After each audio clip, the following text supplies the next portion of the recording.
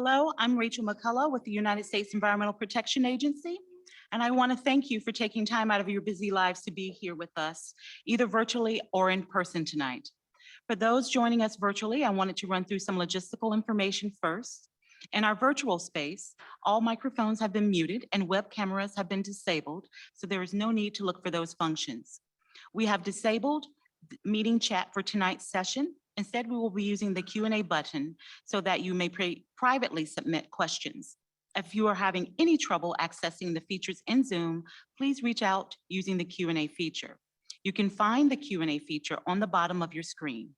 If you are listening on your phone and cannot access the Q&A function, press *9 to let us know you have a question.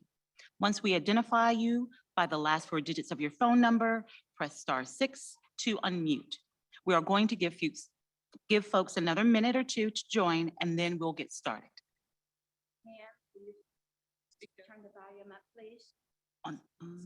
Just speak up. Speak a little bit louder.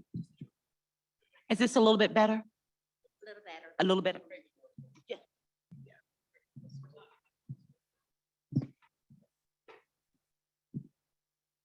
Okay. How's that? Testing? Better? Okay. I said better.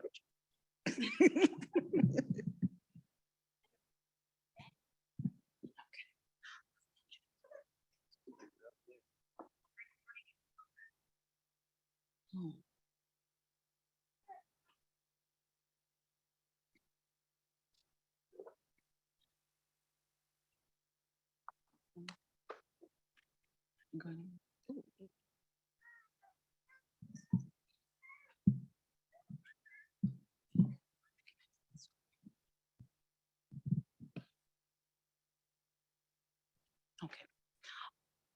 All right, we'll go ahead and get started. Hello again, I'm Rachel McCullough with the United States Environmental Protection Agency, and I'm the moderator for tonight's meeting. First, I want to acknowledge Mayor Joseph Brooks and thank him for his continued support.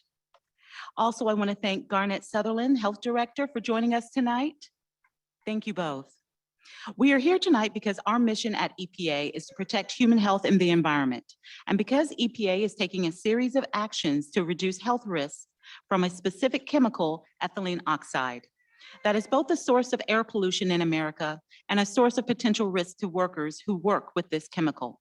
We are grateful to be here with you tonight as to follow up from our meetings we held last fall, where we covered risks to communities due to EtO exposure and let you all know that EPA was working on solutions to minimize those risks. Tonight, we'll again share background information about these health risks and the significant steps EPA is taking to protect workers who are exposed to this chemical, as well as people who live, work, play, or go to school or daycare facilities that use it. And we'll also talk about how you can get involved in providing input on EPA's actions. Both because it can be hard to learn about potential health risks you might be facing, and because some of the information for how EPA is addressing this risk can be pretty technical. This is a tough issue to communicate, and I want to acknowledge that this is not necessarily an easy conversation we're going to have here tonight. We are here to implement the agency's commitment to meaningful community engagement for all sorts of environmental contaminants impacting communities. This is important to us because we strongly believe that this communication is important and that for us to best protect health, we need to share the information we have with you all. It is also important that we do that in a way that is understandable and that helps inform decisions you might be making about your own lives. This is part of why we have a lot of time set aside tonight to take questions from you. If we say things tonight that are hard to follow, we speak with too much technical language, or we just don't cover things that are important to you, please let us know and we will take the time to explain things a different way. Before we turn to the presentations, I want to take the time to explain in more detail how the question and answer sessions will work. We're going to answer questions at several points throughout, and again after all the presentations, both here in the room and virtually.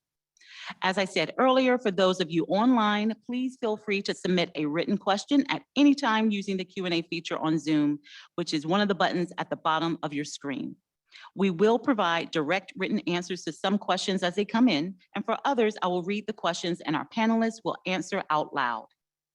We're going to do our best to answer as many questions as possible tonight. That may mean that we may group similar questions together for our panelists. I may also ask our panelists to clarify or add detail if I feel our answer was unclear. If you feel that your question is important and we didn't get to it, or if you feel the answer to your question wasn't clear or quite what you were looking for, please know that you can also email us at eto@epa.gov, and we will work to answer your questions there in the coming days. This is an informational meeting, and we will do our best to answer your general questions, which you submit via the Q&A. If you wish to have your comments and concerns included on the record as part of the formal process for any of the EPA actions we are discussing tonight, that is a separate process. There are several ways to make your voice heard, and we will be discussing these in more detail as part of our presentations. So, with those instructions out of the way, I'd like to introduce those you will hear from tonight. We will have a panel of experts, including Caroline Freeman, Seneca Anderson, Aaron Jones, and Kyle Bryant. We will also have technical experts available for Q&A, for question and answer session, including our partners at TDEC. The question and answer session is limited to the current rule and the risks that have been identified.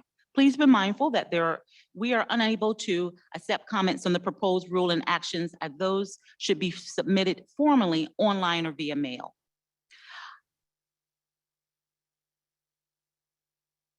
Our risk presenter for this evening is Caroline Freeman. Caroline Freeman is the EPA Region 4 Air and Radiation Division Director, where she oversees a team of technical experts working on air issues in Region 4. Caroline works closely with local, tribal, and state governments, like the Tennessee Department of Environmental Conservation, industry, and others to achieve and maintain clean indoor and outdoor air, including reduction of exposures and risks associated with criteria and hazardous air pollutants, like the EtO risk from the commercial sterilizer in your community. Caroline, I'll now turn it over to you.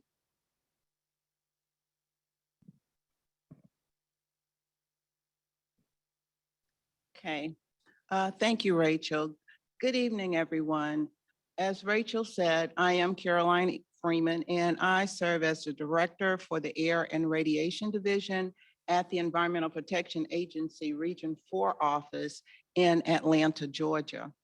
First, I would like to say to all of you, thank you for giving of your time tonight to be here to hear from the EPA on the proposed rules. At the Environmental Protection Agency, it is our mission to protect human health and the environment. And one of the things I want to cover with you, first of all, is just to walk you through why we are here tonight. Next slide, please.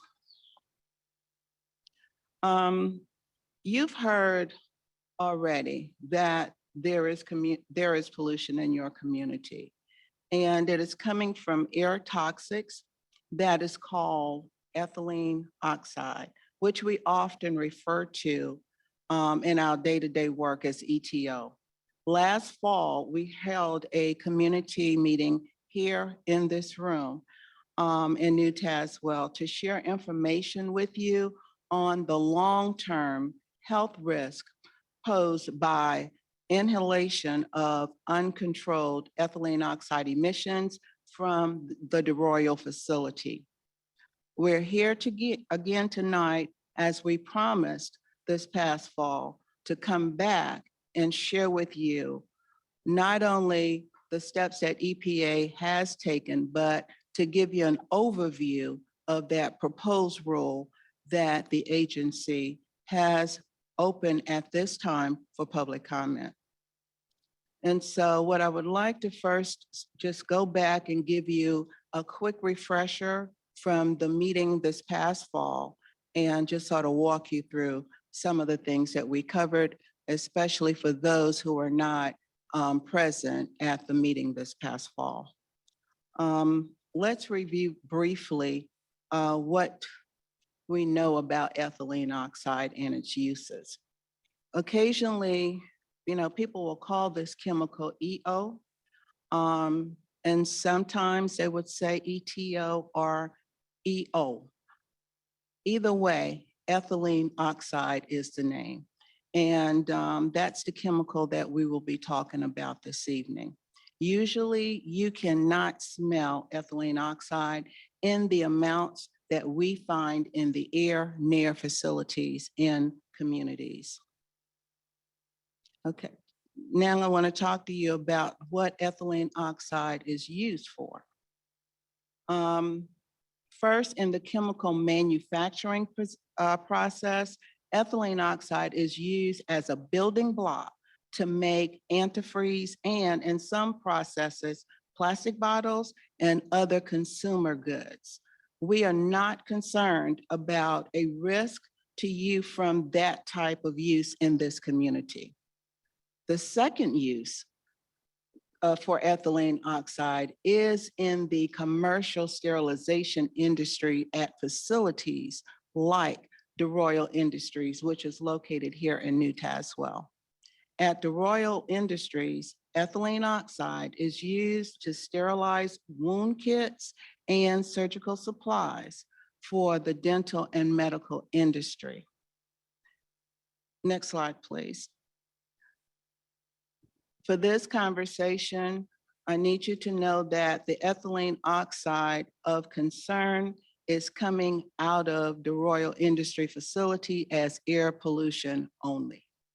We have no indication that ethylene oxide is being discharged into the water or into the ground in any way that would cause a risk. Now I want to talk to you about lifetime exposure and regulatory risk. At EPA, we have learned that ethylene oxide is more toxic than we previously thought it was, and that it can also cause cancer when people are exposed over long periods of time. Specifically, ethylene oxide causes breast cancer and cancers of the blood and lymphatic system. By long periods, we mean when people who live near these facilities breathe ethylene oxide every single day for 24 hours a day from birth to age 70. That's how we model our risk. And now I want to talk to you about some of the special considerations about risk. First of all, I want to say that it is important for me to point out that some people are more at risk from the exposure to ethylene oxide, either because they spend more time in the area where there's a lot of ethylene oxide, like workers who work at these facilities, or it can happen because for some reason, their bodies are more susceptible. Children and babies are more vulnerable to ethylene oxide exposure, and because we know that children are more vulnerable, we explicitly consider that in our analysis. Next slide, please. As far as our proposed actions, we're here tonight so that we can tell you about, the actions that EPA have taken to deal with this risk. We are proposing 3 separate regulatory actions to lower emissions of ethylene oxide into the air and reduce the health risk that it poses. We believe the best way to reduce the risk that ethylene oxide poses is to first reduce its usage and to reduce the amount that is emitted into the environment. First, we are proposing more stringent standards under the nation's pesticide control law, the Federal Insecticide, Fungicide, and Rodenticide Act, or FIFRA. These more stringent requirements will apply to all uses of ethylene oxide as a pesticide or sterilizing agent and are designed to provide greater protection to workers and communities. Second, we're proposing to strengthen our existing federal regulations that govern air emissions from commercial scale sterilizers like DeRoyal. These proposed changes are designed to specifically reduce air emissions from these facilities and reduce risk to the surrounding community. Third, we are proposing to strengthen our existing federal regulations that govern air emissions from chemical manufacturing plants. We won't focus on this proposed action tonight because there are no chemical manufacturers who utilize ethylene oxide in the new Tazewell area. Seneca and Aaron to my left will be sharing more detail about the first two proposed actions in a few minutes and how those proposed actions will reduce ethylene oxide usage and minimize emissions. Now I want to talk to you about the risk, just to provide a little bit more understanding. As far as the analysis that we have completed and what it tells us about these facilities, EPA scientists analyzed the best information and data that were available to us from these facilities in 2021 and 2022. The agency then combined that data with other local information like weather patterns and locations of residential homes. Using those factors, the agency was able to model the risk from ethylene oxide. I want to note that, EPA's analysis only reflects your potential exposure risk related to ethylene oxide from the DeRoyal industries. So the risk that I am sharing information about today is an additional or incremental long-term risk of getting certain cancers from ethylene oxide that we have modeled. To estimate risk from a given chemical, we need to know three things: how toxic the chemical is and how close the source is, how much of the chemical is in the air, and how long throughout a person's life he or she may have been exposed to that chemical. Because EPA's analysis must be protective of human health, we use estimates of how long people are exposed that are on an extremely high end. For exposure to ethylene oxide, we're talking about people who live nearby DeRoyal industries. Additionally, for community exposure, we assume that people spend all of their time in the area where the risk exists. Specifically, we assume exposure for 24 hours a day, 7 days a week, from birth to age 70, breathing in ethylene oxide in the area where there is risk. Those might not be realistic assumptions because almost everyone leaves their home at some point. But these assumptions do ensure that we are being protective of public health for everyone, even that most extreme situation. For worker exposures, we assume 8 hours a day, 240 days a year for a period of 35 years. And we also take into account any worker protections that are in place, such as personal protective equipment. Now I want to talk to you about the ethylene oxide risk from DeRoyal Industries on the gradient map. on the slide above. I would also like to preference that we believe that there is elevated risk to people who live near DeRoyal Industries. But I want to be clear that there is also potential risk to people who actually work in these facilities or who work and or go to school nearby these facilities. Now I want to point out a few features on the map that is displayed on the screen behind me. The dark orange box is the facility itself. The lighter orange area is a non-residential area near the facility, more so an industrialized area where risks are high. And the blue areas include residential areas where risks are at or above 100 in a million. In the blue area, the darker shading reflects higher risk and the lighter shading, lower risk, albeit still all at or above 100 in a million.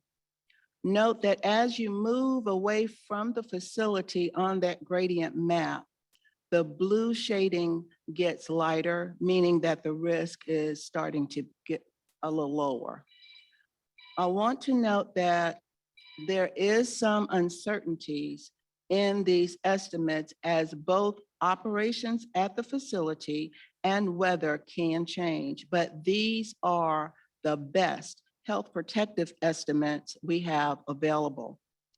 At EPA, we use 100 in a million as our benchmark for identifying whether risk levels are considered higher and are of concern for the EPA.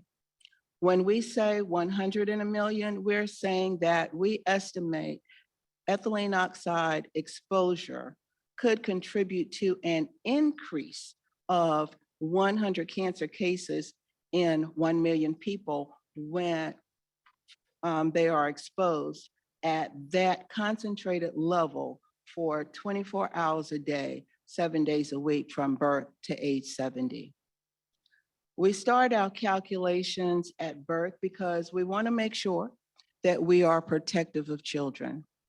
Under the Clean Air Act, we focus on risk where people live. So we are concerned about risk to workers or others who might spend part of their time in the light yellow or non-residential area and in the facility itself. But for this analysis, the agency focused its modeled risk on residential areas. We will share more on actions that EPA is taking to address risk to workers and others who spend increased time in these non-residential areas near facilities in a moment. The information that we're sharing tonight and that we have posted on the web is all based on information that EPA collected from DeRoyal Industries about their use of ethylene oxide. In many areas, several facilities have taken action to reduce ethylene oxide pollution, and others are planning to do more to reduce ethylene oxide fugitive releases. At EPA, we are extremely concerned about the risk in this community. We have also learned that ethylene oxide is not a chemical that lasts for a long time in the environment. This means that by reducing the amount of ethylene oxide that is coming out of this facility, it will also reduce risk to the neighboring community right away. Again, today, our focus is on DeRoyal Industries, which is located at 1135 Highway 33 here in New Tazewell, Tennessee.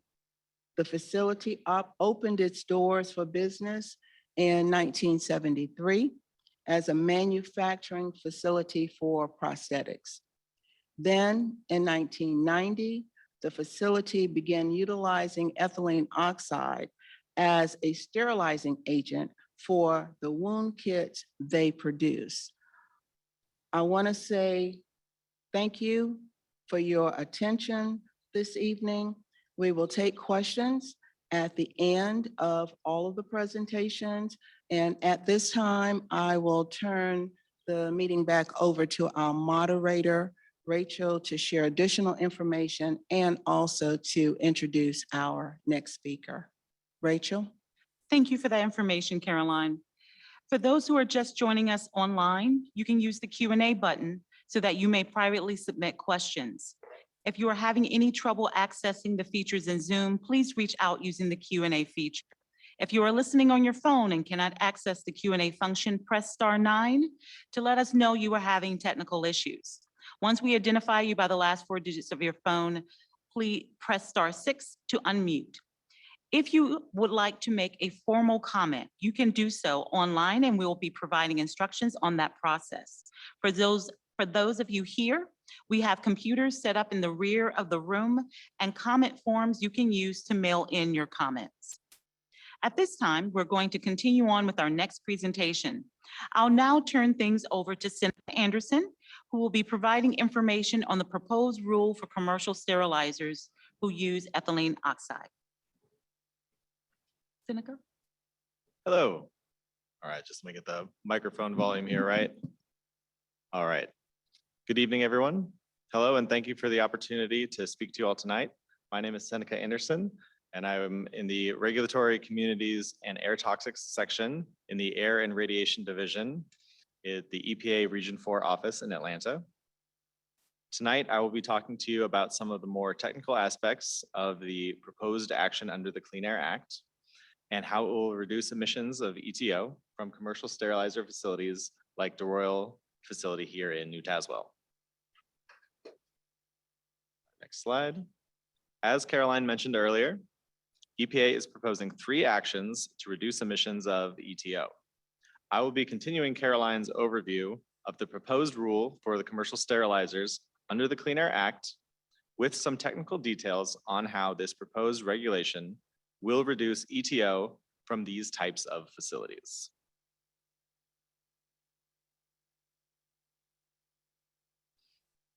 So this slide is just to say that the Clean Air Act, which is a federal law, gives EPA the authority to regulate sources of air pollution. Additionally, the Clean Air Act amendments of 1990 authorize EPA to regulate sources of a subset of air toxics called hazardous air pollutants. There is a specific list of these hazardous air pollutants, and EtO is on that list.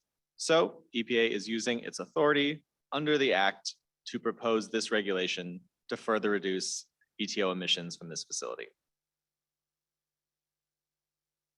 All right, next, I will provide a little more national context.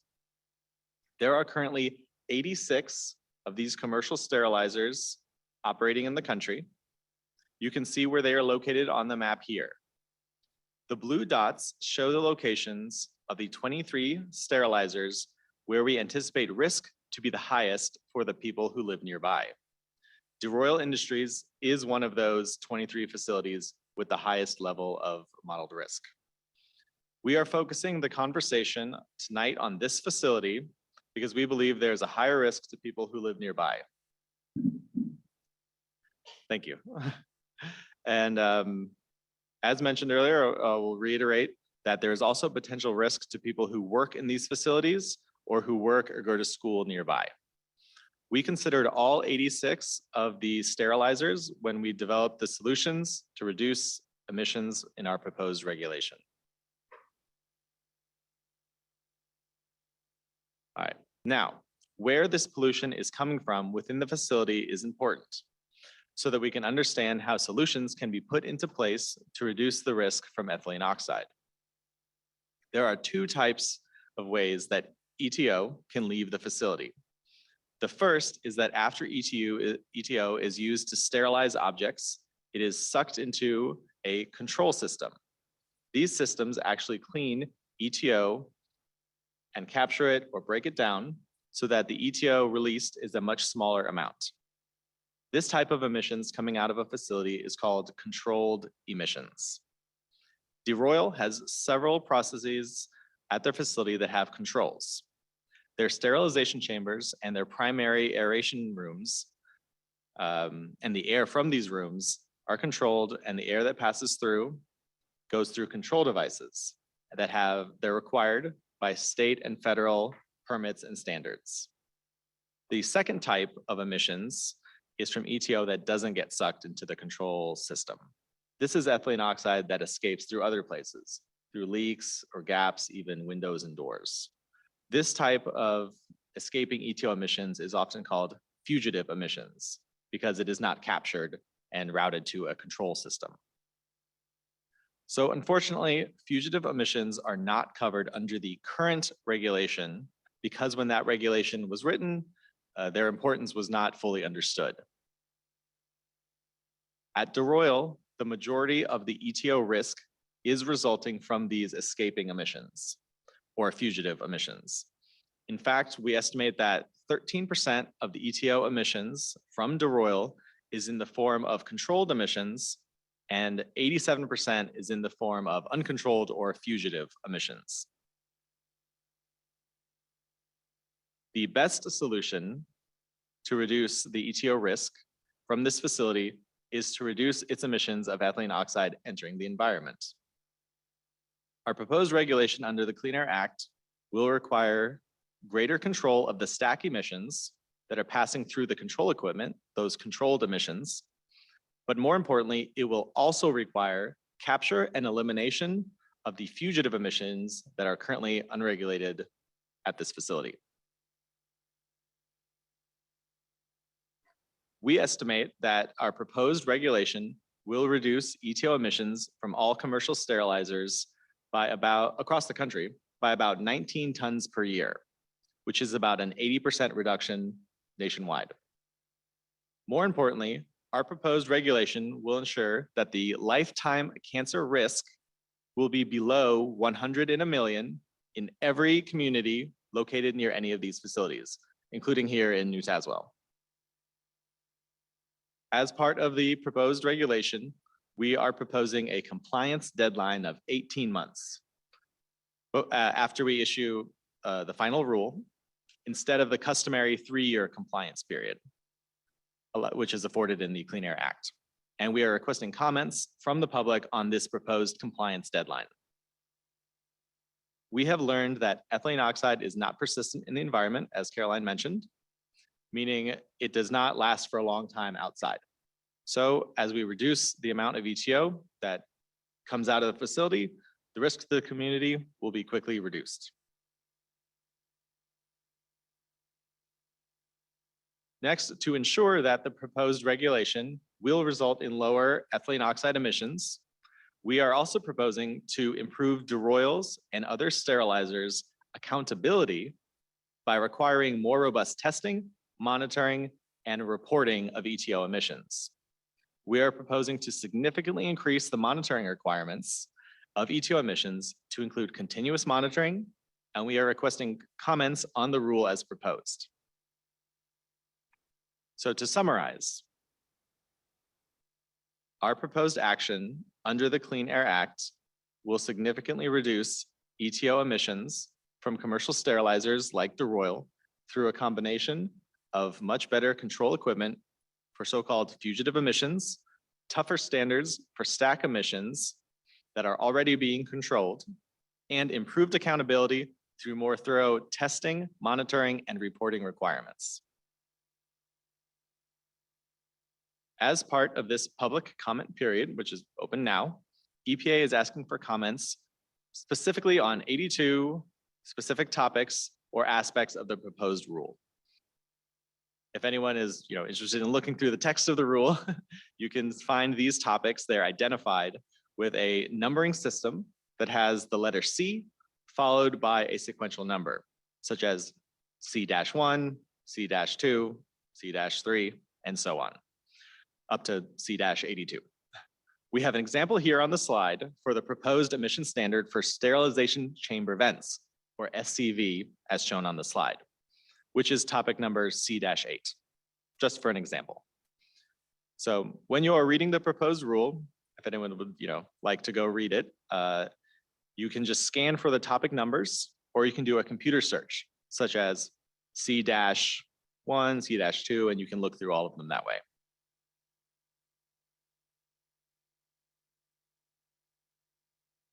The proposed regulation was published in the Federal Register on April 13th.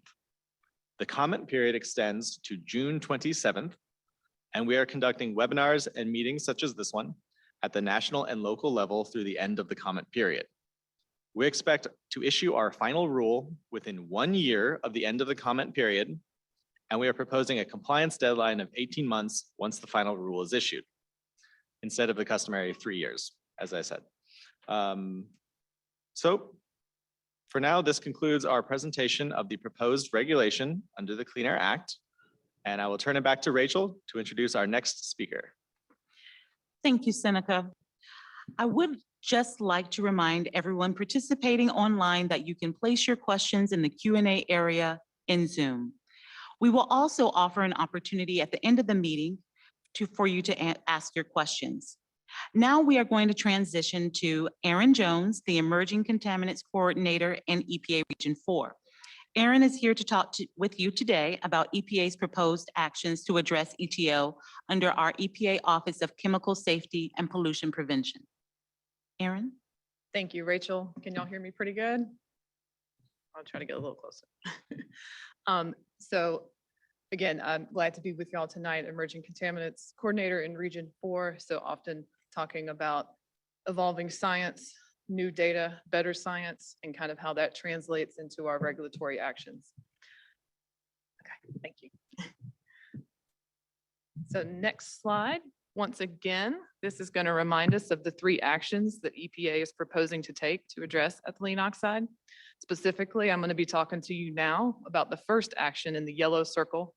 This action, if finalized, will apply to anyone who uses ethylene oxide as a sterilizer, including but not limited to commercial sterilizers such as DeRoyal Industries, but also includes other entities such as healthcare facilities.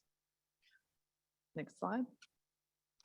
So while EPA regulates ethylene oxide under a number of different environmental laws, the agency's current efforts that we're talking to you tonight about are to reduce this chemical's risk, and they fall into 2 main categories: ethylene oxide as an air toxic, which you've heard about from our colleagues under the Clean Air Act, and also ethylene oxide as a pesticide under the Federal Insecticide, Fungicide, and Rodenticide Act, or FIFRA. So you'll keep hearing me say FIFRA or FIFRA action tonight when I'm talking about this particular area.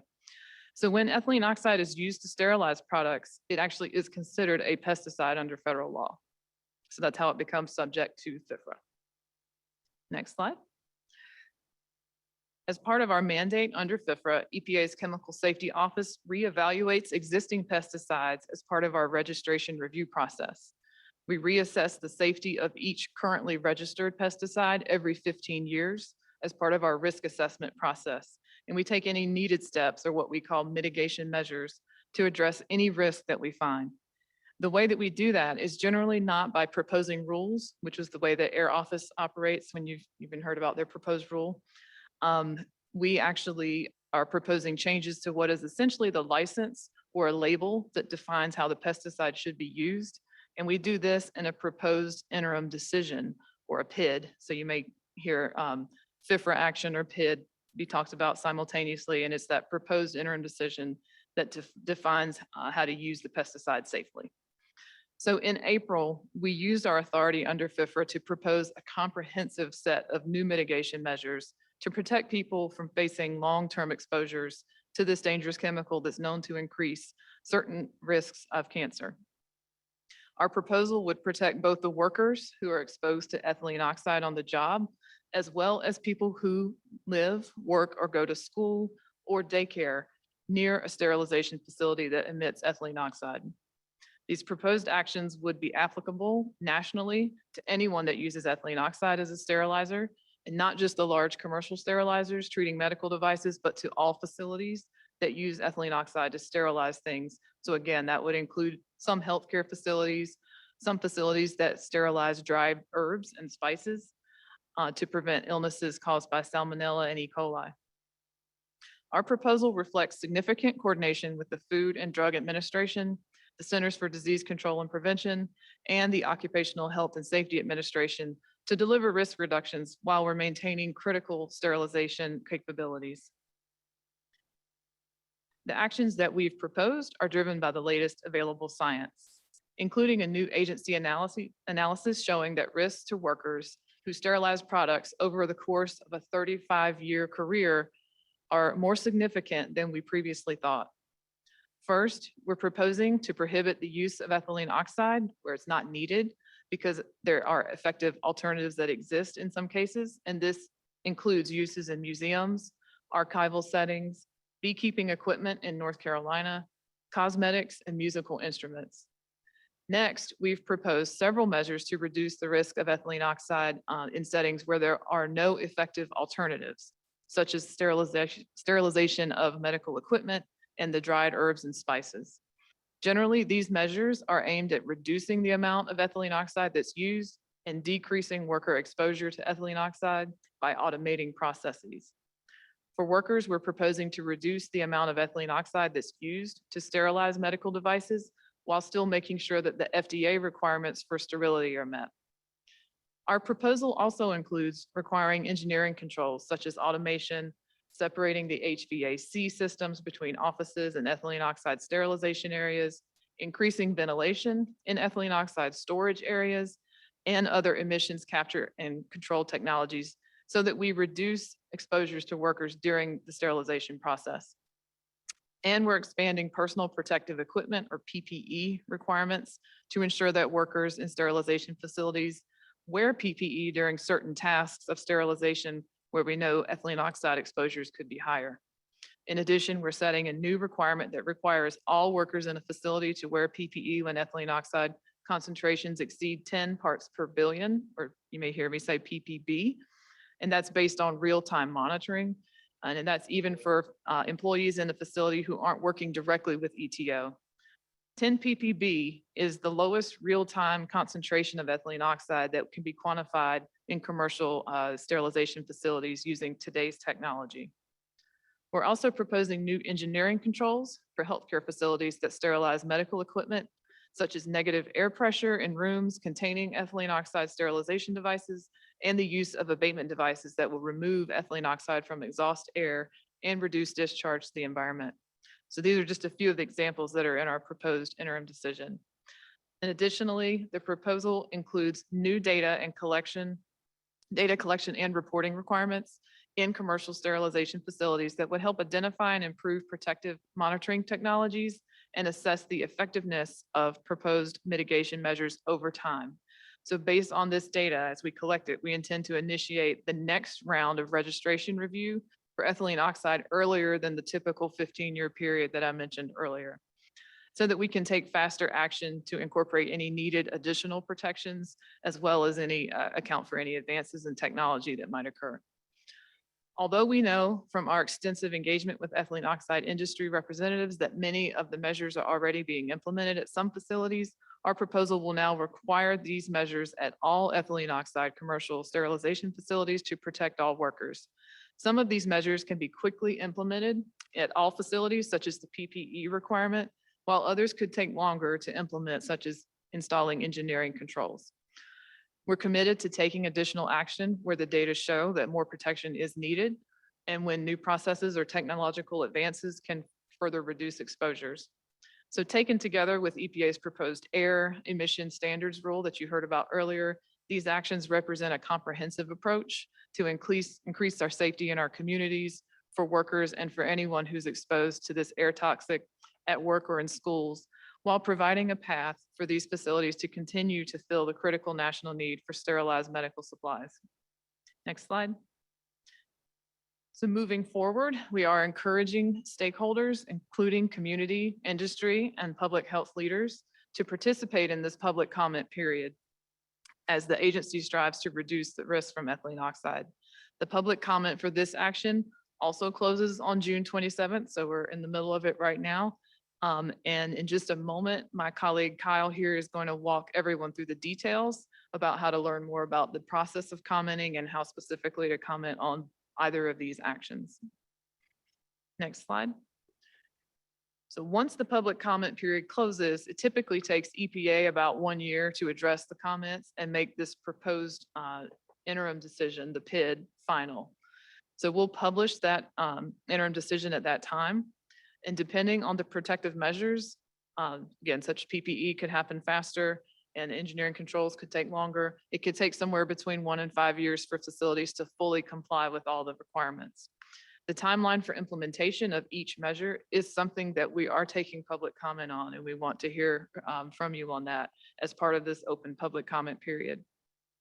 And throughout this process, we'll continue to work to ensure that the public, especially those in impacted communities, have access to the information they need to make informed, independent judgments about the risk and to increase public involvement in the regulatory process.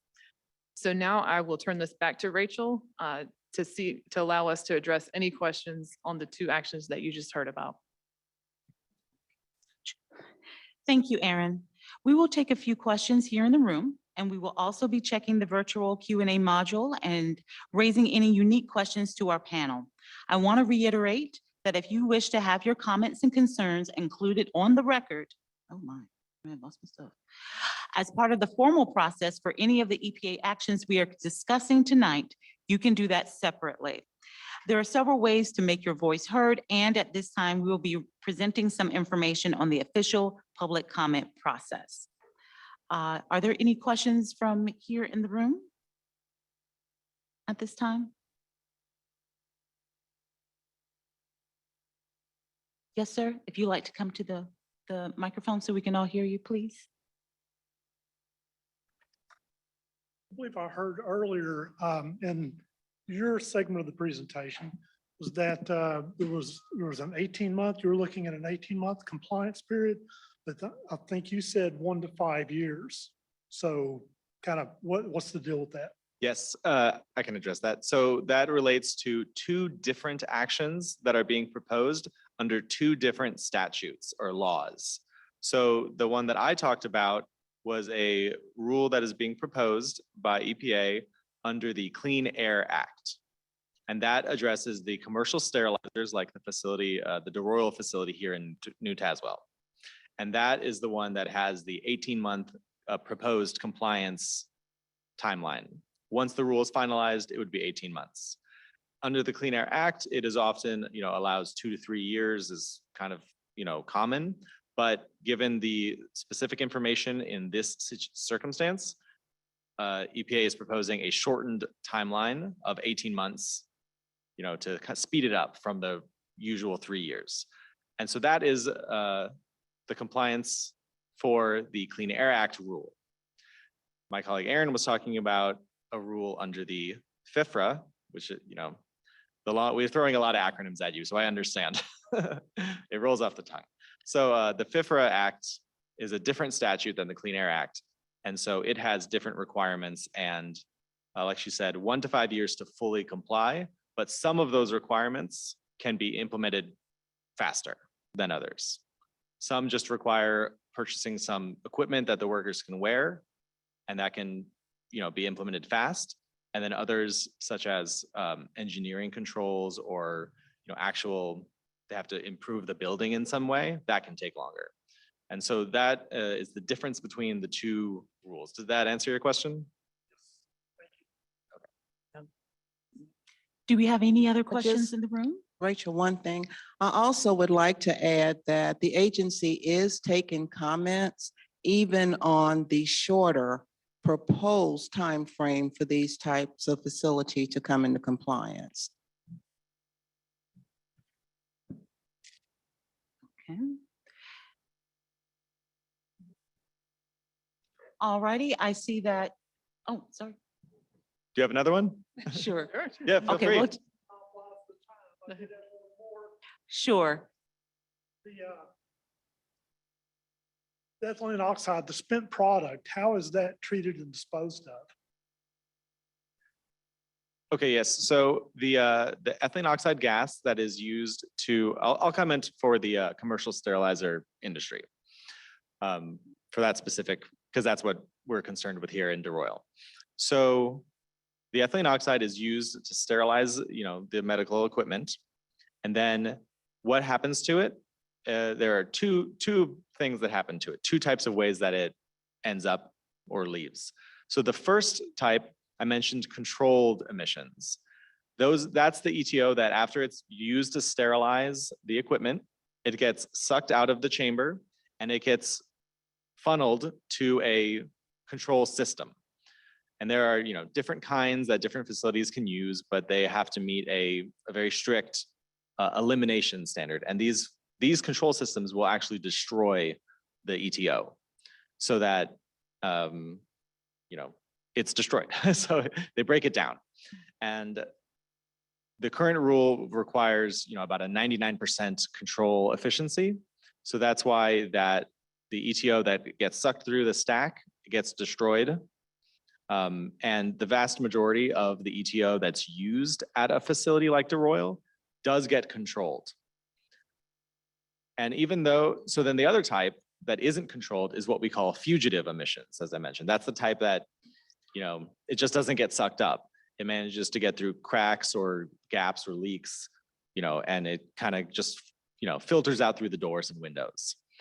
And even though that is a very small percentage of the total ETO used, because of the new science showing, the increased risk of toxicity from ETO, even that small amount is enough to drive the risk. So that's why in the proposed regulation that we are soliciting comments on, it is proposed to capture all of that fugitive emissions and control that as well. And by control, I mean destroy, break it down, eliminate it so that it is not released into the environment. Did it answer your question? Yes. Okay. Also, I also heard you ask as far as the spent ethylene oxide. We also want to make sure that we're clear that once the sterilized supplies come out of that chamber, it goes into an aeration room where it's left in that aeration room for a period of time while it's off gassing. But the treated product is not completely finished off gassing when it leaves that aeration room. So that spent product is continuing to off gas, even in the storage area and when it's shipped off site. And so that's what's contributing to the fugitive emissions as well. So when the doors open, if there are cracks in the building, it's continuing to escape. Okay, thank you.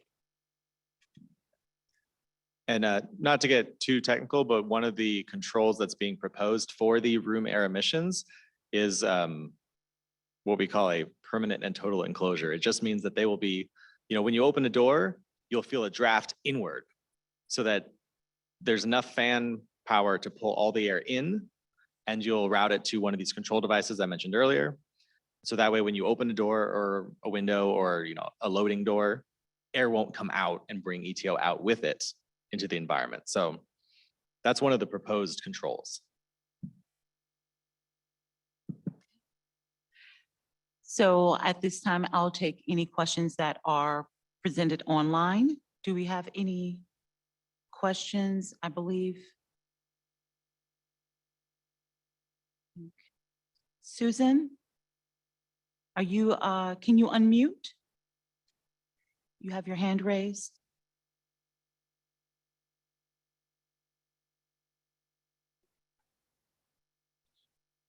Susan, are you with us?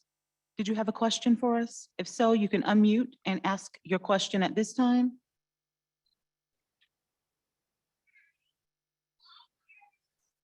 All right. So at this time, we'll give you an opportunity to ask your question at the end of our presentation. This isn't your only opportunity if you want to join us and ask your question at that time. Are there any other questions, either online or in the room? Oh, yes, ma'am. Susan, if you need to know how to unmute, you can. Okay. I was hoping you could elaborate on the FIFRA. I have loved ones that live in other states on the East Coast. You had mentioned other industries. did that involve ETO also exposure or? I'm sorry, couldn't quite hear. Could you repeat that? Sorry. I couldn't hear very well. I remember the beekeeping and cleaning musical instruments, and that involves ETO also. There was, based on the information that our Office of Chemical Safety and Pollution Prevention collected, there was use of ethylene oxide in beekeeping activities in North Carolina specifically. I think it was one specific place. Really? And we don't have the information about where or what, but yet so not all beekeeping, but May I ask, you had mentioned like dried herbs and spices and things like that. Is ETO used with CBD flower? Do you have knowledge of that? is it used how? With CBD flower in the hemp industries? I'm not sure about the answer to that specifically. Okay. But yeah, I do know it is used for I dried am an herbs. adult consumer and an advocate for medicinal and recreational in future years, hopefully, but I just was wondering. Thank you. I have other questions. Thank you. Thank you. Are there any other questions at this time? Yes, ma'am.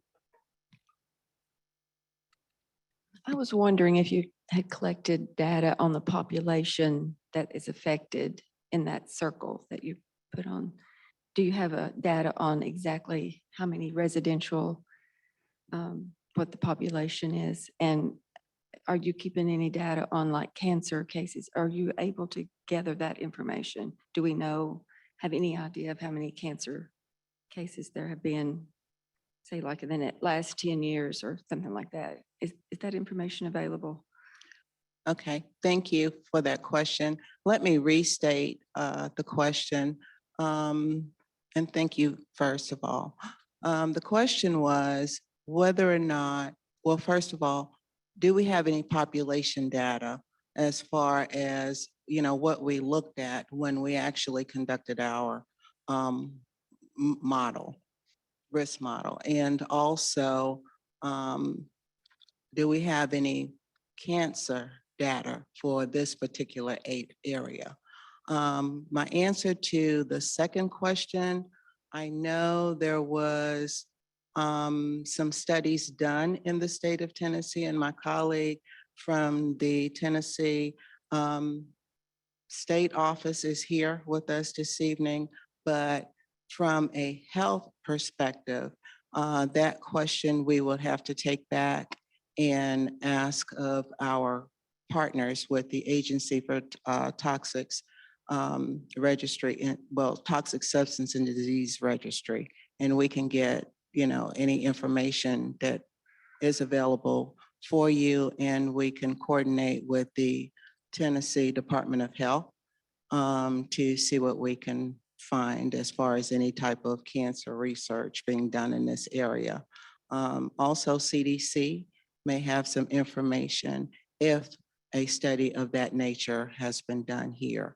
The first part of the question that you ask as far as the population, the modeled risk that we did is a population-based risk. And it's the more conservative type risk modeling because it's the estimates that we take into consideration is based on someone living within a vicinity of up to a half a mile radius of the facility, living there and actually inhaling ethylene oxide emissions 24 hours a day, 7 days a week, for a period of 70 years. And so that's our worst case scenario type modeling that we would do to actually inform a risk decision for us to move forward and strengthen regulations to reduce the risk to the surrounding population. So that's pretty much how we actually came up with our risk model. We also take into consideration, I see your hand, sir, and I'm going to ask you to come forward next. We also take into consideration meteorological data and also the current operations at the facility. You heard Seneca mention that some of the facilities that actually sterilize these medical equipment already have controls on. DeRoyal does have controls, but this proposed rule that EPA is requesting comments from the public on puts in place more stringent requirements for facilities such as the rural industry to comply with.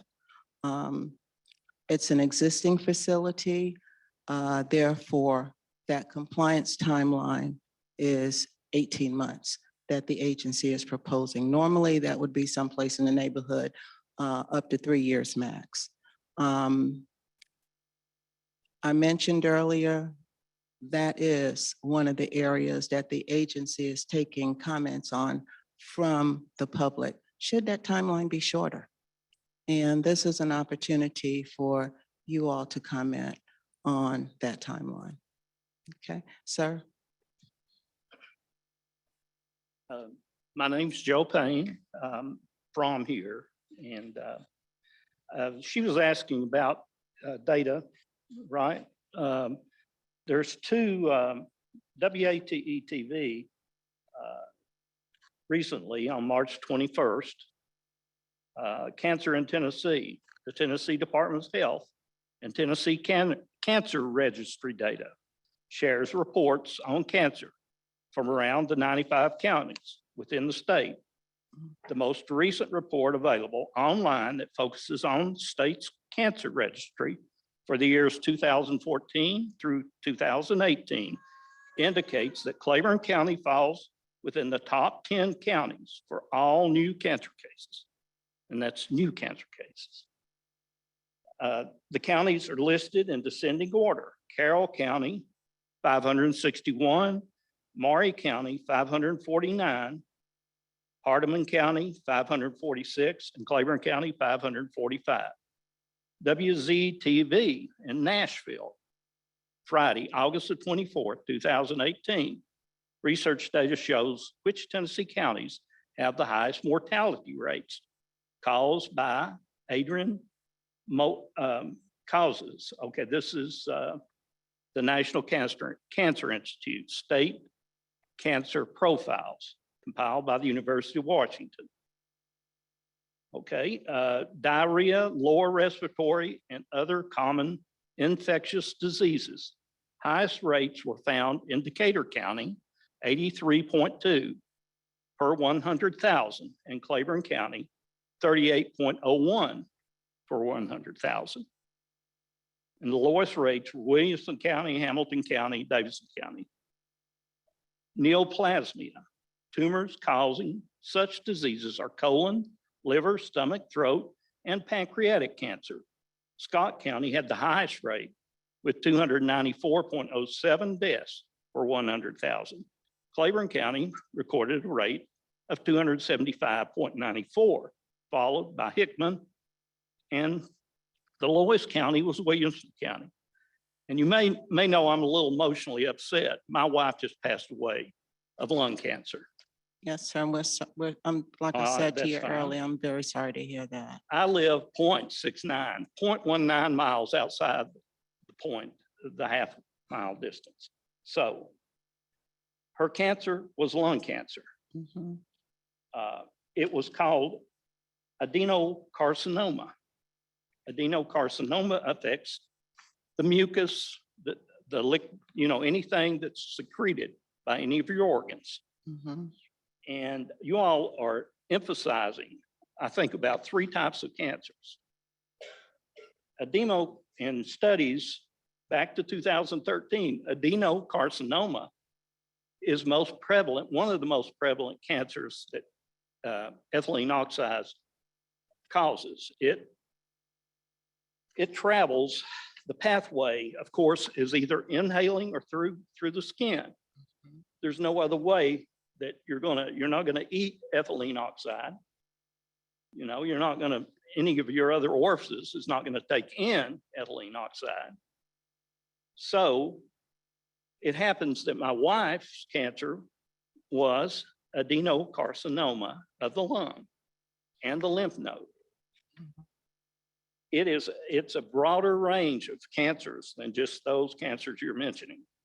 And that should be emphasized, you know, that there's not a specific cancer. I guess you all maybe depend on a lot of data that comes in rather than toxicology. I noticed you told me earlier that your toxicologist was not going to be here tonight, the lady that deals with that. But there's the cancer. Here's one study of ethylene oxide. It's by the Concise International Chemical Assessment Document, and it was published by the World Health Organization. Mhm. In here, it says adenocarcinoma cancers were mentioned 29 times when talking about incidents caused by exposure to ethylene oxide by inhaling or through contact with the skin. Adenocarcinoma cancer forms in the glandular tissue, which lines certain internal organs and makes and releases substances in the breast, lung, as with my wife, Mhm.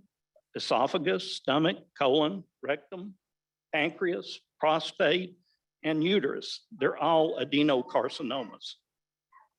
So that is one study. There's two more here. And Mhm. I really, here's one that's interesting. It's a 2004 EPA document, one of your own documents, number 755428, Health and Environmental Research Online, you wrote. Mhm. 776 women employed and exposed for an average of 10.7 years while working in commercial sterilization facilities. Breast cancer incidence of those 7,576 was 319. And that was ascertained through interviews, death certificates, cancer registries, and medical records. And 68% of those 7,576 were interviewed. Mhm. So that's a little bit higher rate than, you know, than specified in most of your all's presentation. Yes.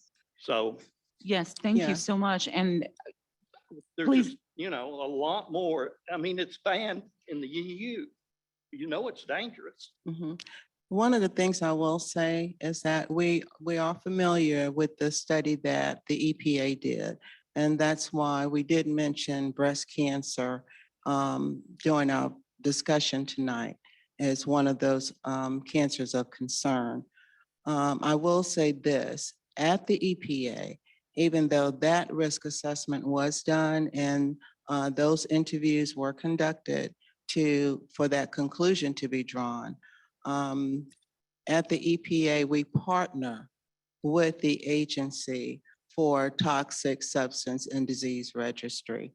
And Mrs. Michelle Keeger, she was here at the meeting in November, but she could not be here in person with us tonight to answer individual health exposure risk question.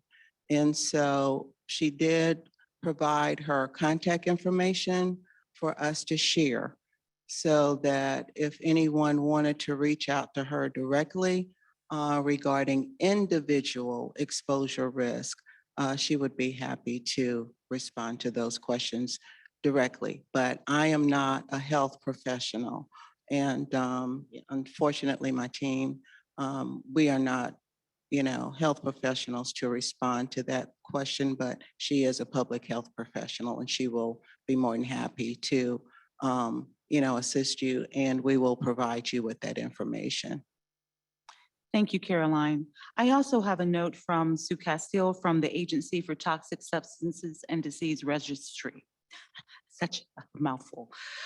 She wanted me to share with you that the state maintains a cancer registry, and they have a capacity to conduct a cancer investigation to see if the rates of cancers associated with ethylene oxide are different than in other areas.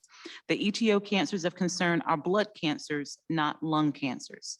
EtO cancers are non-Hodgkin's lymphoma, myeloma, and lymphocytic leukemia. She is happy to talk with you online, and she provided her contact information as well, if anyone would like that information as well. She also mentioned that breast cancer in women occupationally exposed to EtO in the workplace is elevated.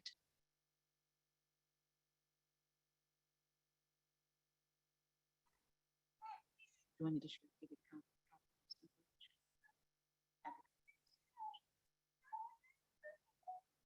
No. Okay. Are there any other questions before we move on how to submit formal comments to the process? Yes, sir. I live across the street from DeRoyal, less than a quarter of a mile, I suspect. I'd like to know how often the air is sampled, and also that cloud that they showed on the diagram. Is that it moves, doesn't it? If the wind is blowing from the south, it's going to go across the street and up toward my house. So can somebody answer that? Okay. I don't know, can we go back to that slide and put it on screen? If not, I'll be happy to just speak about the plume itself. That's what we refer to as the gradient map. And that model that you see is based on weather conditions at that time. And because where the DeRoyal facility is located, it's sort of like in a valley. As far as the extension of that gradient model plume, it looks a little elongated. And the reason for that is because if you notice, when you're driving along, what is that, Highway 133, I think it is, you can actually see where DeRoyal is sitting over here. It's more so in a level, flat type area. And across the street is sort of going up into an elevated area. And so that's why most of even the ethylene oxide emissions that would come from that facility as fugitive emissions, it will sort of, be trapped in that particular area. How often do they monitor the air? As far as monitoring the air, the regulations does not, the current regulations do not require the additional monitoring that we talked about. The proposed rule under the Clean Air Act, though, is requiring more rigorous testing and monitoring. And the agency is also proposing in this existing proposed rule to have these facilities to do continuous monitoring. And that's something that they're taking comments on as well. But That's not happening now. But that is not happening right now, correct? And I also want to say to you, it's like, well, EPA, why haven't you done anything else to this facility knowing that this risk exists? Let me also say this. With the current Clean Air Act rule that's in place, this facility is complying with that rule, okay? So I did speak with my state colleague, Jimmy, if you don't mind raising your hand over there with the state of Tennessee.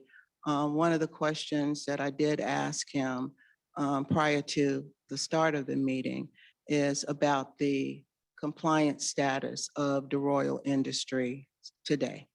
And he has informed me, and Jimmy, correct me if I misstate anything, please. He has informed me that the facility is in compliance with the existing regulations that are on the table. But with the proposed rule that the agency is taking comments on up to the 27th of June,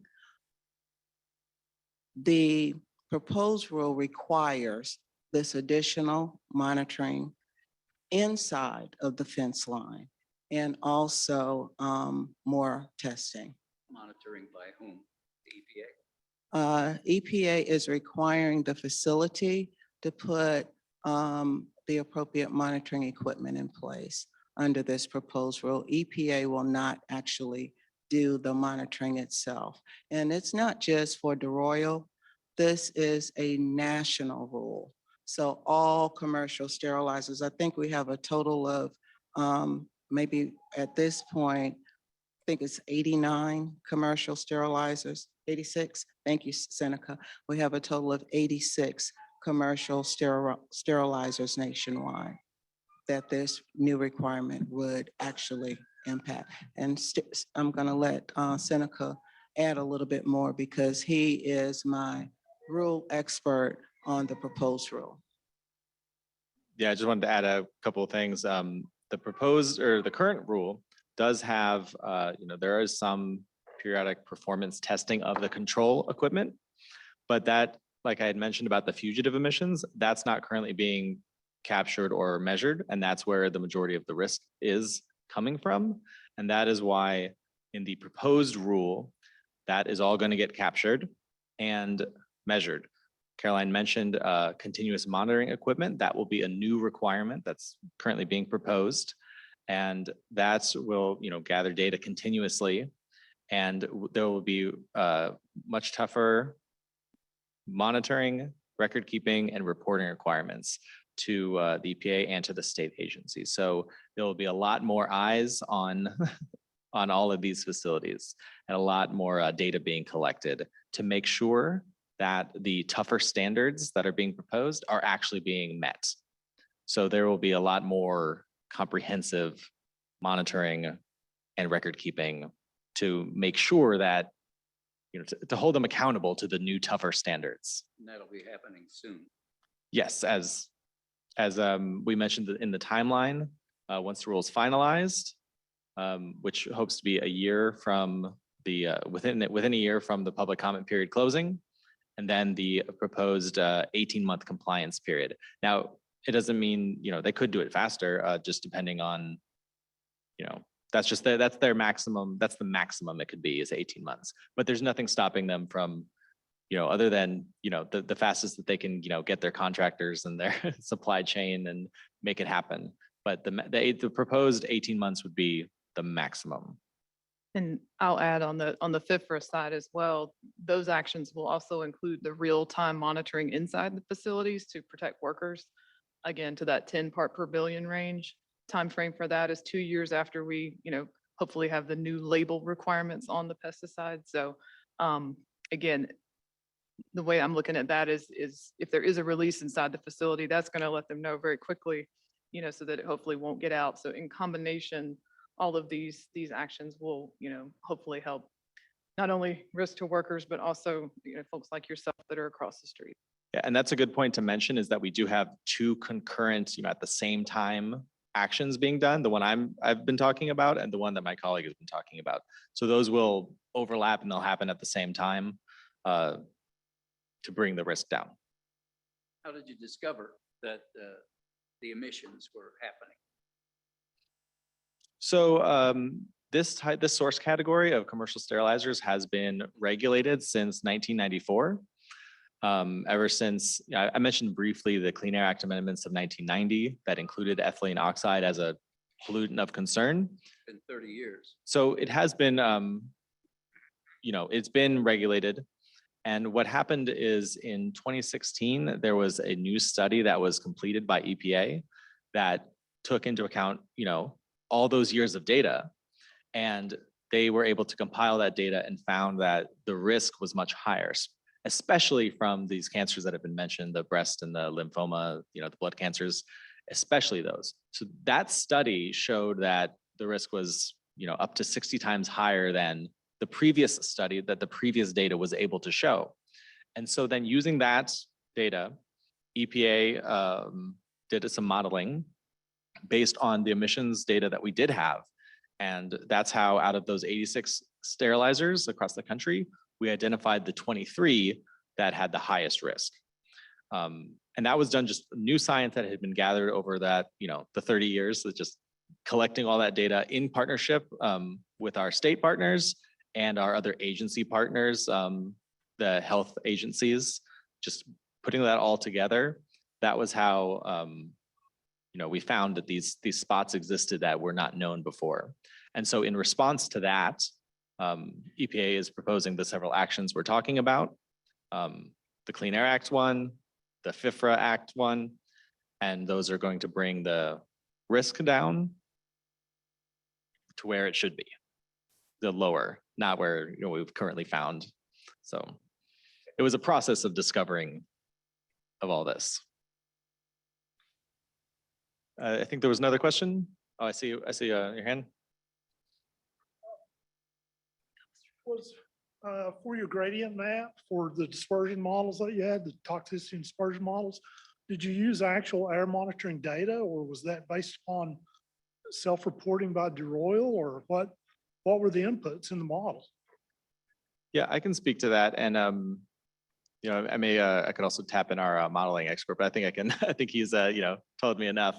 So that was based on. It wasn't based on ambient, in the community monitoring data. It was based off reported emissions data, and I should stress that the emissions data that EPA collects from industries, not just this one, but all the industries, it is verified. It is double checked, and if anyone were to try to lie, we would get them pretty hard.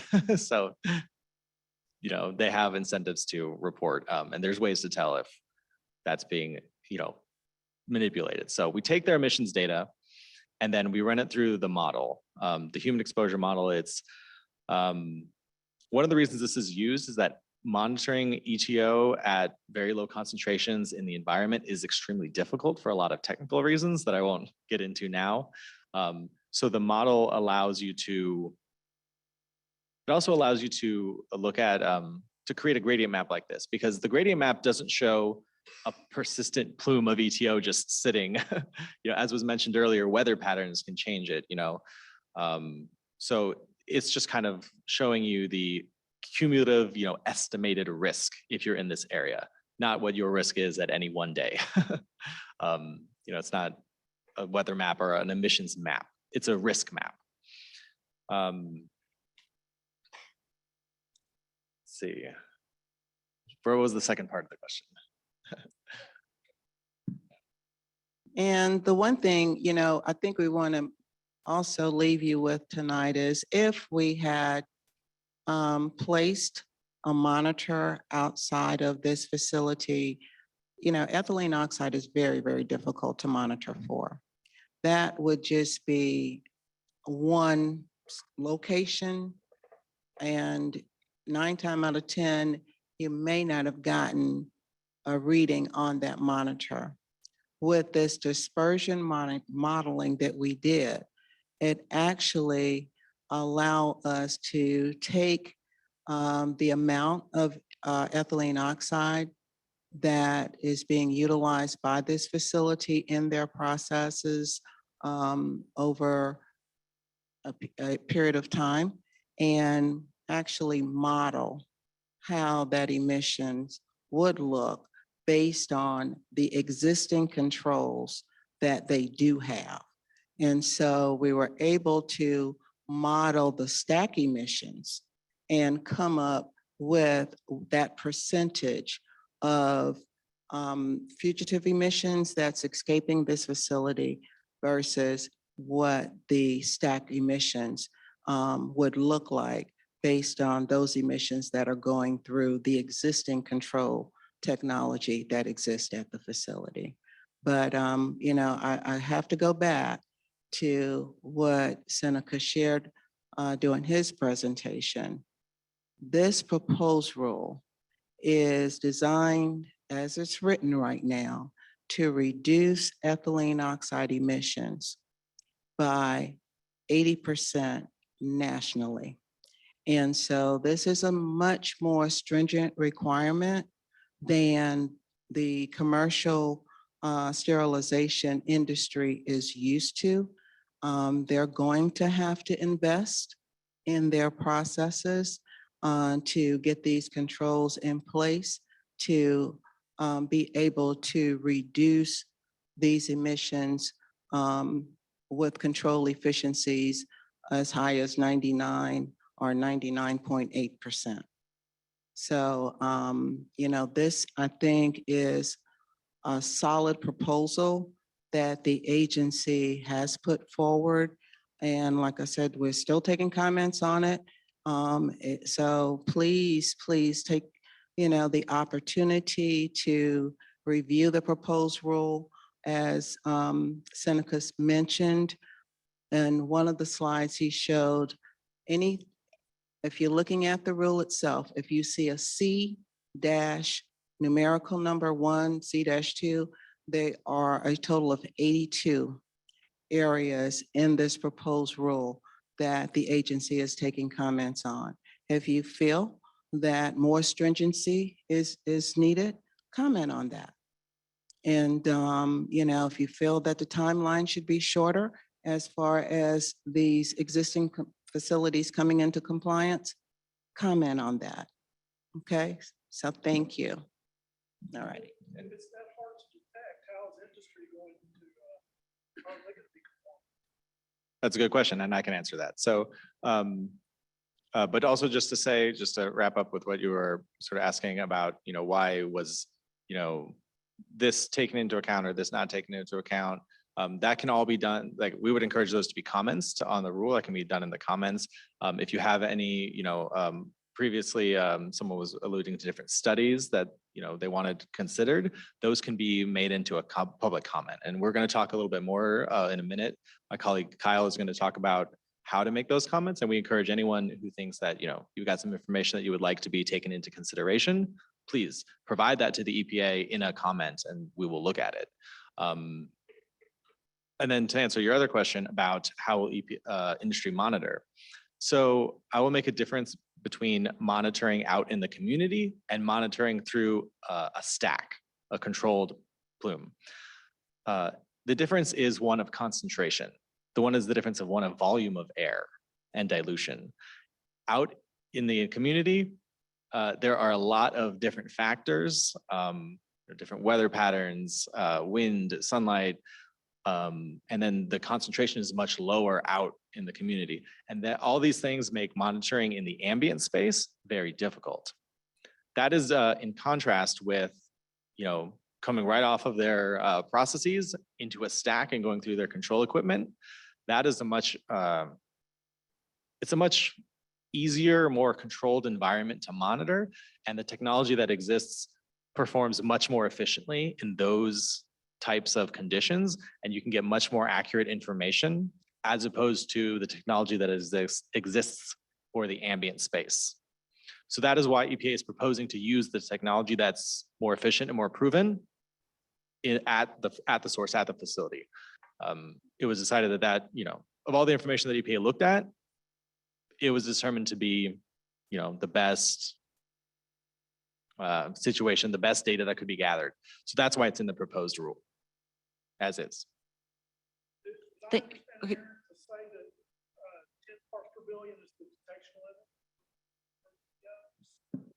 level? That is for workers and kind of in a real time, like if someone could actually wear, or if they had a kind of a static monitor in the workspace, that is the lowest, current active real-time monitor level that we can get to. And as alluded to in the PID, we hope that technology will get better over time. And if it does, we will kind of adjust with that. But right now it's the 10 part per billion. Yeah. Thank you so much. And just for the panelists, we're going to repeat the questions if folks don't come up to the microphone. Online, we have Gail, I believe Leonard, who has a question, has her hand up. Gail, can you unmute and ask your question? Just hit the unmute button, the little microphone. Can you hear me? Yes. Thank you. First of all, I'd just like to say I really appreciate you all being out here. I find your meeting very informative, and that's what we need in this community. I'm sorry I couldn't be here or there tonight. I'm fighting RSV and the flu and pneumonia. What I would like for the EPA to be aware of is the school located at the top of the hill across from DeRoyal. Excuse me. There is a tremendously high rate of cancer at that school. I am the headmaster there. In the last 6 years, we have had 9 teachers develop cancer. 3 of those teachers in their 30s and 40s died. 2 had very serious cancer. The others have had various skin cancers, melanoma. Out of a faculty of 14, that's over 50% of our teachers, and everyone knows there's something's wrong there. The safety of these children and the teachers are of utmost importance in this community. And I would like for the EPA to be aware that there needs to be a study done, because though the school is at the danger zone is touching the edge of that school, but that school is only a 4th mile from DeRoyal. And there needs to be some sort of investigation, and that is what I'm requesting tonight. Thank you. Thank you, Gail. I did receive a note that says that Abby Carpenter, an epidemiologist at the Tennessee Department of Health, is working on a cancer cluster study in the new Tazewell area for TDEC. So that study is being worked on currently. Thank you. We have another. Okay. Seneca, we have another question online. So is what you're saying is the toxins that are released through DeRoyal, open doors, et cetera, has not been statistically estimated? Okay, yes, thank you for that question. So the toxins that are going out through the doors, as I've been referring to as fugitive emissions, those have not previously been, measured or controlled. However, in the analysis that EPA has done for this proposed rule, those fugitive emissions have been statistically estimated. So, and if one were to look in the proposed rule, I won't bore everyone with the methodology, but if you look in the proposed rule, you can find how exactly that was estimated. The methodology is all there, what numbers they used, what assumptions they made, what measurements they made, what models they used, but that was statistically estimated. And then based on that was taken to make that was incorporated into these gradient maps, these risk maps. And that was then, looking at the risk, that was then used to, in the development of the standards that are proposed to then bring the risks down from not only those fugitive emissions, but all emissions at these sterilizers.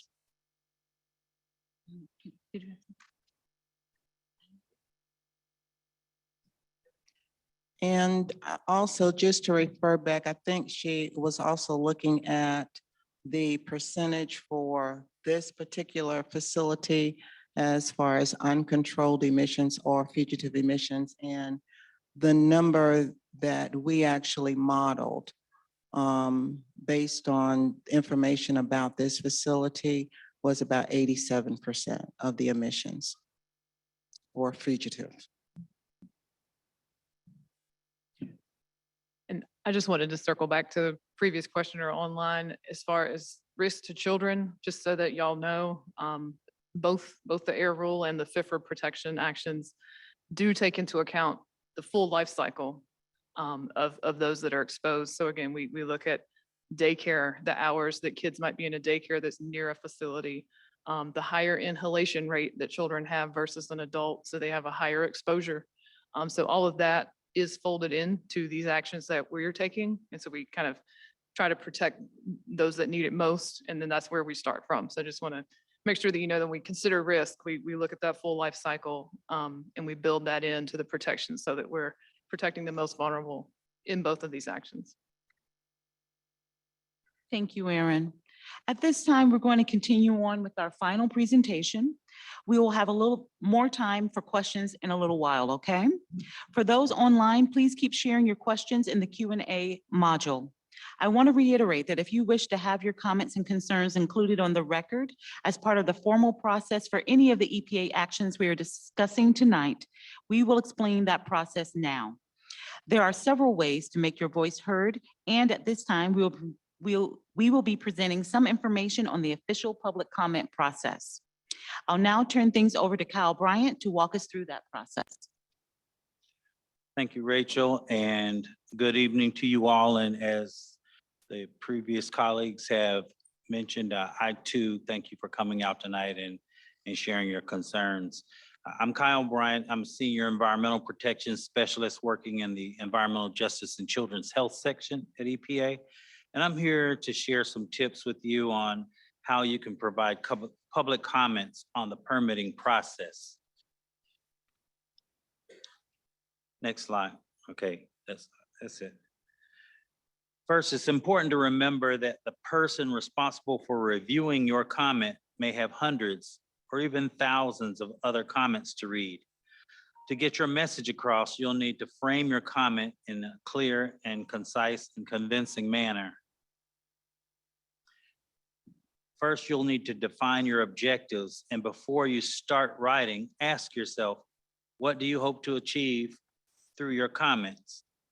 Are you trying to stop or delay a particular action, or to ensure that the decision or document is in line with your organization's policies, or to catch and correct factual errors or data gaps? You should write your comment in a way that best supports your objectives.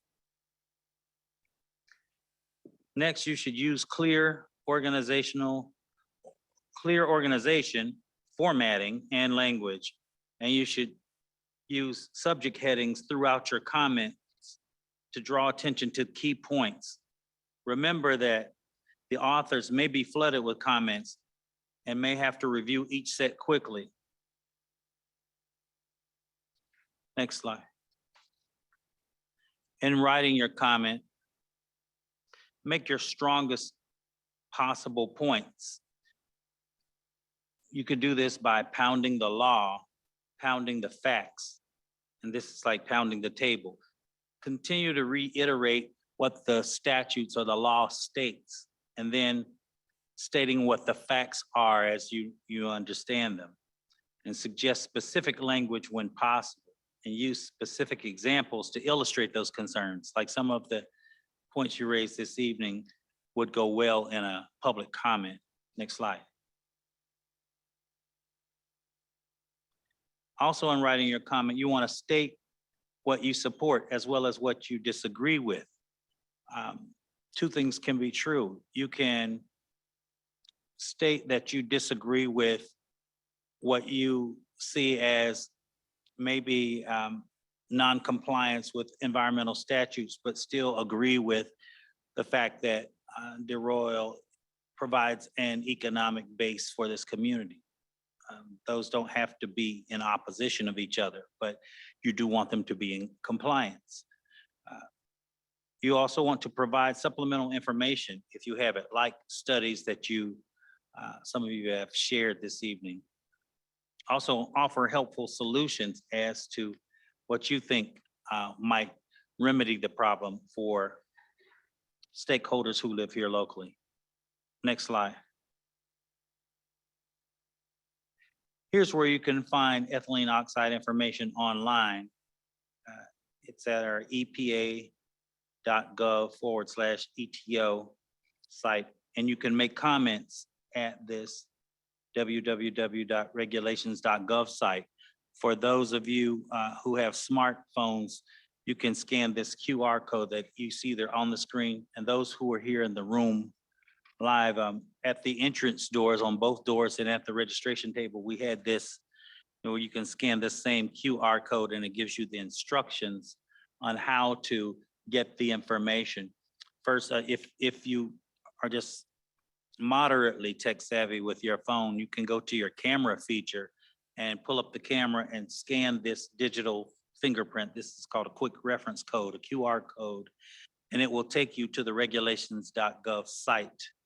And once you are there, then you can type in the docket number. We've highlighted it in blue for the Clean Air Act docket. And then for the FIFRA docket, we did it in green, but you can type in that docket number and it will take you to the spots where you can make your actual comments. Next slide. Also on the EPA.gov ETO site, it will look like what you see here on the screen. And so when you go there, all you have to do is click on the comment button. It's a blue button. Next slide. And then it will take you to the next page where you can insert your actual comments. Next slide. In addition to that, how to make a written comment, I have roughly 20 copies of an excellent resource that's found online. It's from the Environmental Law Institute on step-by-step tips for writing effective public comments. First, it explains the definition of what a written comment actually is and why you possibly should submit a written comment.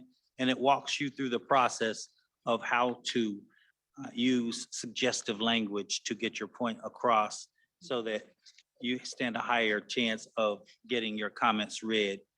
But we encourage you to submit comments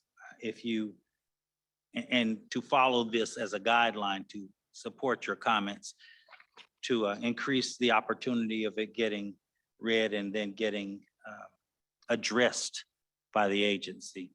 Next slide. And this is all the information I have. Once again, I'll add that the comment period is ending on June 27th, and I'll turn it over to Rachel. But if you want a copy of this Environmental Law Institute step-by-step guide, I'll make sure I get one to you, and you can take it home with you this evening. Rachel. Thank you, Kyle. We want to reiterate that your comments are read and taken into consideration when you send them. So please, we encourage you to submit those comments. Now that we have shared the information on risks, EPA's proposed actions, and how to comment on those actions, we'd like to take a final round of questions from you all. If you have questions on the DeRoyal facility, we can take those now. Again, as a reminder, if you wish to have your comments and concerns included on the record as part of the formal process for any of the EPA actions we are discussing tonight, that is a separate process that Kyle just explained. And you should take the extra steps that Kyle just walked through in order to officially comment on our proposed actions. For those of you in the room tonight, if you are ready to make your comment, we have a computer with someone to help you submit it now. And we also have several printed forms and addressed envelopes if you would like to take that home with you to mail your comments in. Please note again that if you mail your comments, it does need to arrive before June 27th. I want to go to Gail Leonard once again online. Gail, if you could unmute and ask your question, and then we'll go to those in the room.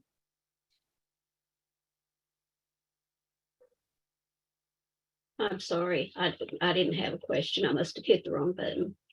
Okay, no worries. Are there any others online who would like to ask a question before I go to the room? Gail, we hope you feel better. Thank you. All right. Are there any other questions in the room? Yes, ma'am, and then I'll come to you. Yes.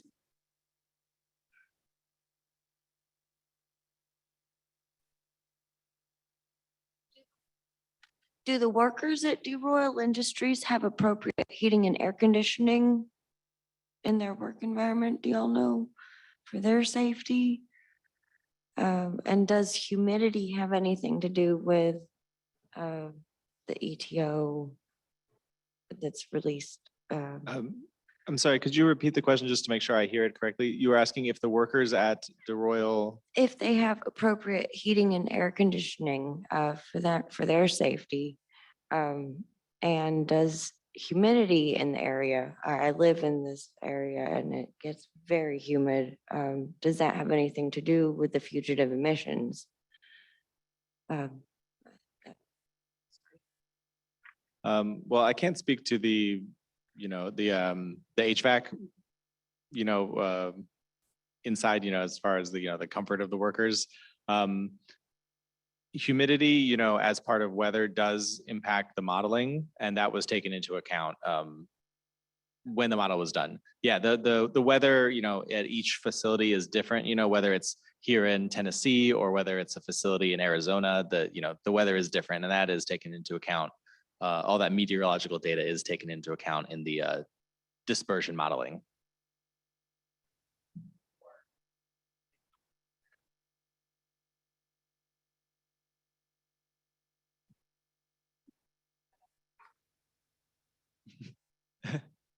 I think the question was what impact high or low humidity would have on that.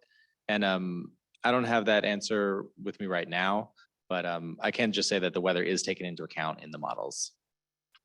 And for the FIFRA side, there are, proposed increased ventilation and HVAC separations that are, part of those actions as well. So those will come into effect. We can't speak to what is at DeRoyal because the FIFRA action did not do any site-specific data gathering, but they just kind of generalized anywhere ethylene oxide is used. We want to increase better ventilation and separation of where the sterilization is happening in other office areas. I was going to ask about off-site storage of any of the medical equipment that may off-gas. Do you propose to put anything about transportation, storage, et cetera? Yes, thank you for your question. Currently in this proposed rule, at least on the Clean Air Act side, it is only looking at the commercial sterilizers and on-site storage. If that any storage that is co-located at the same grounds as the facility. This rule is not currently looking at off-site storage or off-site warehouses. But again, and we've started to sound like a broken record, but we encourage comments on this in the public rule and that is something that EPA will be gathering data on and looking at how to address.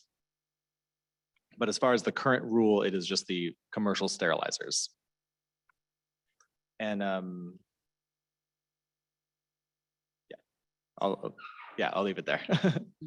Thank you. Are there any other questions in the room? If you have any and you're online, if you could raise your hand, we will be happy to acknowledge you. If you're on the phone, if we have anyone on the phone, just hit *9.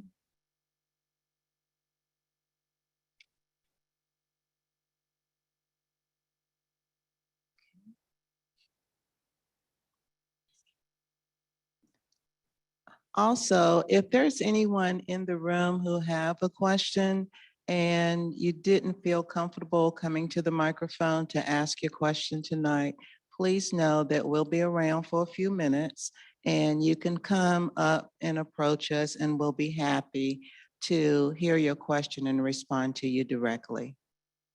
Okay, thank you.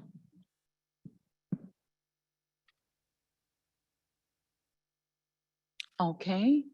If everyone's hearts and minds are clear, thank you all for joining us tonight. I would now like to conclude our meeting by summarizing what we presented tonight and highlight next steps you can take to comment on our actions.